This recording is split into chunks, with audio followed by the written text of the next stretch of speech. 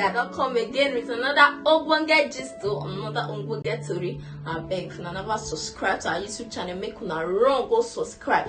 And if you don't subscribe, tell your friends, tell family, make them subscribe so that they go know all the gist where they go on around the entertainment industry. I be you want the door, not door. Information and power. Today we want to talk about these happy boys. You know, say inside this week we still talk about them. Say OPM pastor lay curse on them. Say and they come online, come they talk bad about them. Whether not bad thing, say carry them go Cyprus where they go school for that side.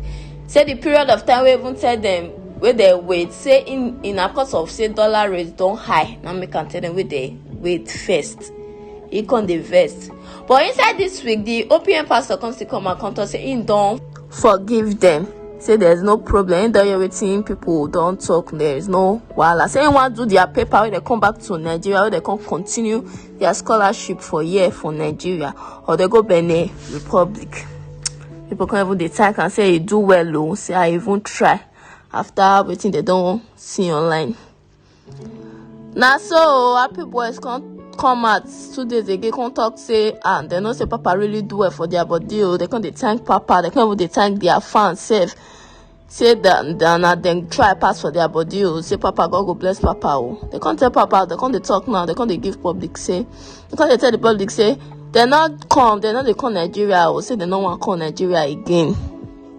Say Papa don't try for their body. Say we Papa don't worry about them again. Say they don't did there, they don't did there. Say they not they come Nigeria again, no. My people not be smart, no.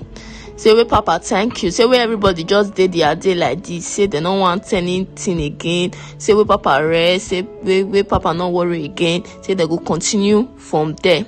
My question now come be say why they can't they complain in the first place if they know say they want continue from there.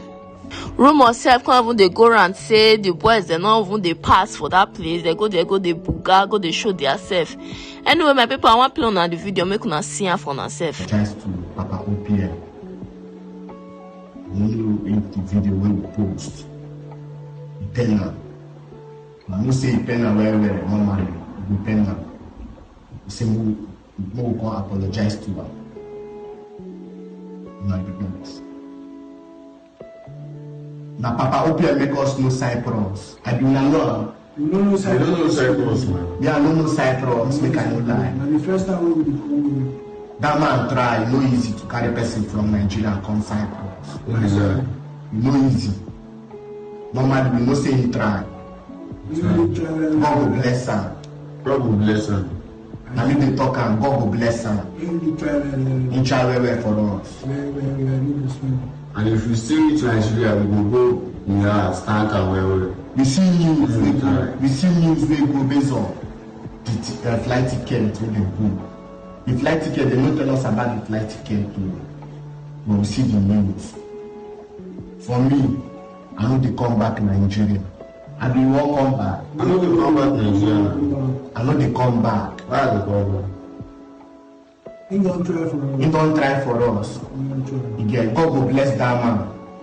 You say, still on stage, God will bless him. We don't know he come go buy for us flight tickets. Come post down. We don't even come us. No even test. He don't even text. He just go buy the flight tickets. We are really grateful. We are really grateful for that. So if we still can help people when they come out, like he will take help people come out, I still take help us. He will use them, help people when we carry come out. So he don't try for us really. My people, if you notice, watch and wear. You don't see the picture of happy boys, you go see them one day on blue, one day on white. Now yeah, they enter school, so see the way they dress with agbada, they live life of Cyprus, they fled. I just say now all this one make them no one come back to Nigeria. Not be smart thing all these people they do. See one of them that they make gold, that they make friends for them. They enjoy life for Cyprus. I'm not surprised if they don't want to come back. See the other one for here. Now this one we get for our entertainment news today. My people wanna see this kind of thing. wetin the boys dem do e good abi not good? Abeg, I go like to know for comment section. Make una like and share until we see again for another entertainment news. Make una stay safe o. Fire when the storm hits you. That's it, friend.